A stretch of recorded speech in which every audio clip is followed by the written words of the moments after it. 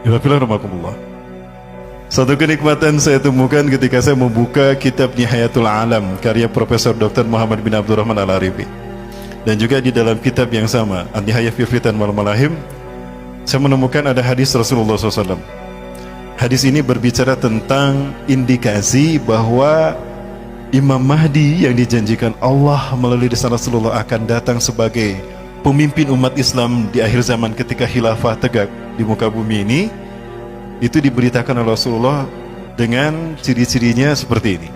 Pertama, Rasulullah SAW bersabda, "Ubashirukum bil mahdi yakhruju fi akhiri ummati." Aku berikan kabar gembira kepada kalian tentang Al-Mahdi yang akan keluar dari akhir fase umatku di akhir zaman. Ya, cirinya apa? Inda ikhtilafi minan nas wa zalazila, yaitu ketika umat manusia berselisih, umat manusia bertentang dan berperang, serta ketika gempa bumi di mana-mana. Jadi kalau umat manusia sudah berselisih dan berperang dan gempa bumi di mana-mana, itu pertanda Imam Mahdi akan muncul. Sudahkah manusia berselisih hari ini? Sudahkah peperangan terjadi di mana-mana? Kemudian sudahkah gempa bumi terjadi di mana-mana? Berarti sebentar lagi ya Imam Mahdi datang. Sudah siap menyambut beliau? Yang kedua, indikator kedatangan Imam Mahdi adalah Rasulullah bersabda, "Yaktatilu thalathatun inda kanzikum." Akan berperang 3 orang laki-laki di sisi pembenaran kalian. Pembenaran kalian ini maksudnya Ka'bah.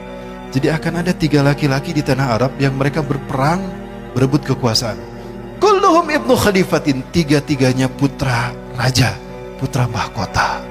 Khalifah di sana bermakna mulkan. 3-3-nya putra raja. Jadi kalau ada 3 putra raja berebut kekuasaan di sekitar Ka'bah, itu pertanda Imam Mahdi akan muncul. Kemudian 3 orang laki-laki yang putra mahkota tadi berebut kekuasaan tidak berhasil, kata Rasulullah. Tsumma la yasiru ila wahidin minhum, tapi kekuasaan tidak berhasil mereka dapatkan oleh salah satu dari mereka, satu pun tidak berhasil. Hatta tatlu'a rayatun sudun min qibalil masjid, sampai muncul panji hitam dari arah timur. Rasulullah berada di mana? Di Madinah. Madinah timur tengah. Rasulullah mengarahkan telunjuknya ke arah timur. Yang dimaksud Rasulullah timur itu mana? Saya yakin Indonesia. Dan negara Islam terbesar penduduknya Muslim di mana? Indonesia.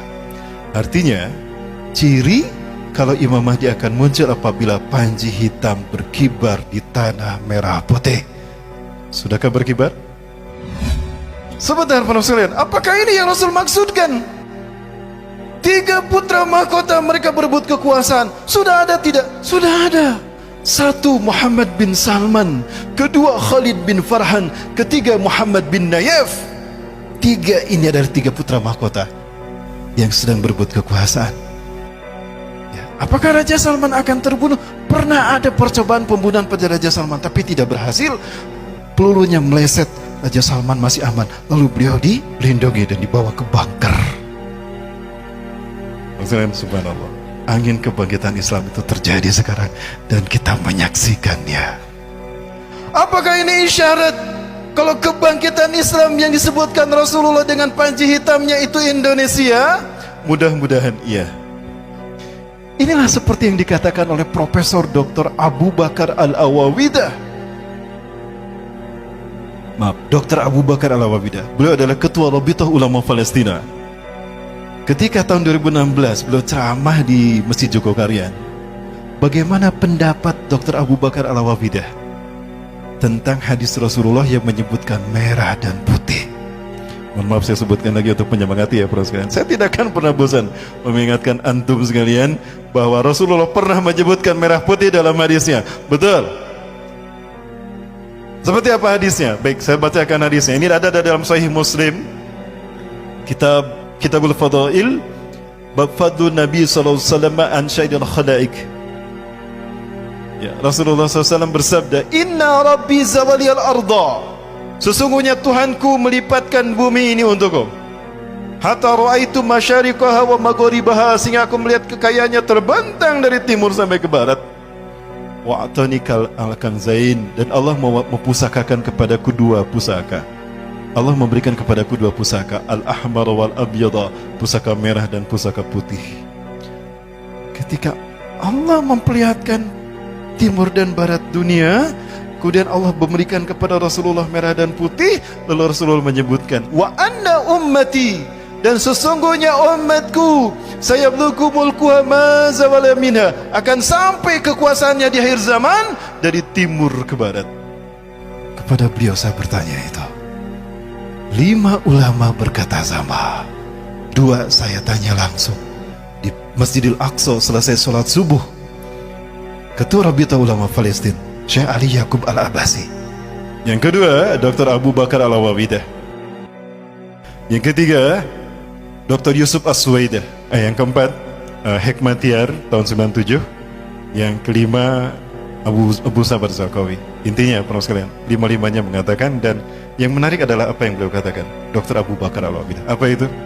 Ala kulli biladil muslimin alladhina yaqbaluna al-islam dinahum, antum ya Indonesia lam yahtarakumullah liqiyadi qimati hadha ad-din fi akhir zaman qabla sa'ah. Dari semua negara yang menerima Islam sebagai agamanya, tinggal kalian Indonesia yang belum Allah pilih untuk memimpin kebangkitan Islam. Allahu Akbar. Maka ifafillah, fahamilah hikmahnya bahwa dizoliminya umat Islam Indonesia hatta yaum itu merupakan fit and proper test, uji kelayakan dari Allah. Layakkah kita memimpin kebangkitan Islam? Maka pantaskah kita mundur? Pilihan kita cuma 2, gugur sebagai syuhada terbaik atau menang di ujung sana. Mau pilih yang mana? Dua-duanya sama. Baik, para sekalian, inna qabla tahdusul malhabatil kubra yanqasamullahu al-muslimin ila khayma ila salasatil aqsam. Sesungguhnya sebelum huru-hara akhir zaman terjadi, Allah akan membagi 3 umat Islam.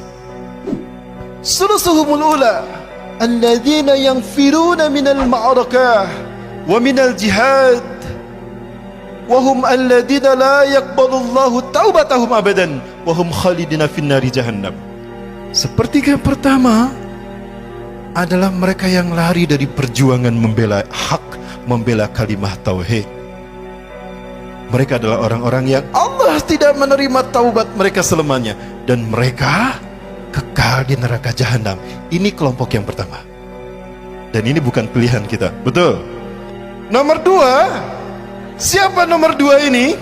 Alladzina kutilu fitika ma'arakah wa hum afdalu syuhada'i fil alam yaumaidin. Sepertiga yang kedua, jangan lupa, sepertiga yang kedua adalah orang-orang yang gugur di perjuangan itu, dan mereka lah syuhada teragung saat itu. Surga menunggu mereka.